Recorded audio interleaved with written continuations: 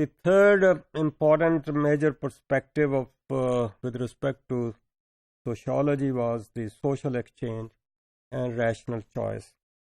So with respect to rational choice theory, we see that it builds on similar foundations as that of social exchange. The emphasis is on identifying rational courses of action in the abstract and comparing with actual behavior. It's similar to social exchange theory, but maybe focusing more on rationality of the action. And rational means which is more efficient with respect to the achievement of the interest, efficient way of getting the goal. Efficient may be looked into cost-benefit analysis. So exchange perspective is rooted in interpersonal relations. So here maybe they have a little different approach. So rational choice perspective is more often used to identify the effects of interdependent actions of individuals on the behavior of the social system as a whole.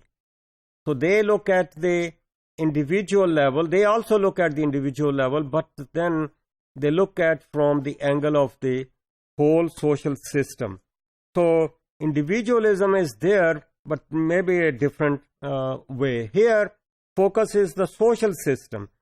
Social systems are rarely seen as a whole, but might be looking into the individuals who are part of that social system. So they try to observe the actions and interactions of the actors within the system. The system can be any party, system can be any organization which is working someplace.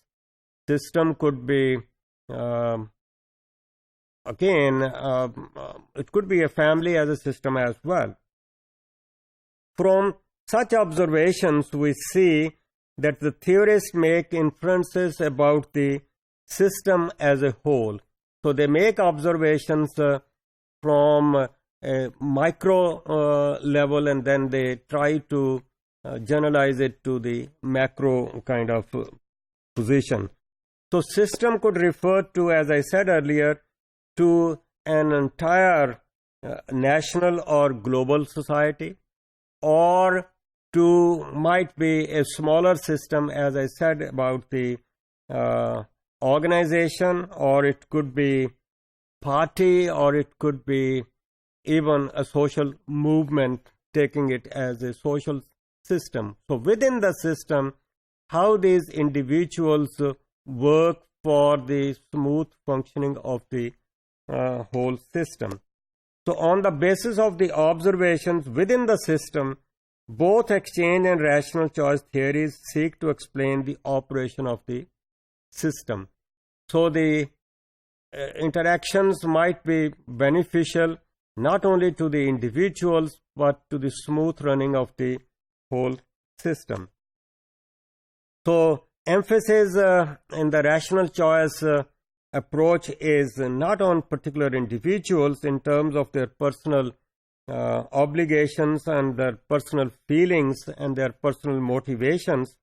The focus is on aggregate patterns of action in the social system. So mostly they might be looking into the individuals as part of the total system. So towards this end, simplifying assumptions about behavior are often employed. So the most basic is the postulate of rationality. Now rationality means here the optimization of the ends, the interest which they are seeking. Do they optimally achieve it? Are they in a position to get the optimum kind of benefit? So it means that people are purposive actors. So their action is there to achieve the maximum let's say, benefit out of that action. So given a set of potential actions, people choose that action which provides them the maximum, let us say, outcome or the best outcome, either maximum or the best outcome. So that's the rational of the whole, let's say, approach.